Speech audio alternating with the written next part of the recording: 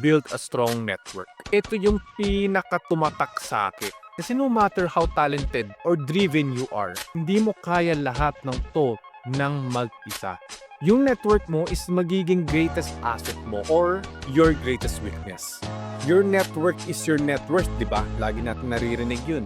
Ibig sabihin lang nun is kung sino ba yung mga tao na sa paligid mo, maimpluwensyahan nila yung growth, opportunities, and even yung mindset mo.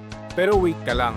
Hindi ibig sabihin nito na kilalanin mo lahat ng mga tao sa buong mundo. This is not a numbers game. Real high-valued networking is about depth, building meaningful relationship. Kasi without a strong network, your growth will be slow, kaya sobrang hardworking ka pa. At some point, babangga ka sa pader kapag sinubukan mong gawin lahat ng mag-isa. Pero kapag kasama mo yung mga right people sa paligid mo, everything accelerates.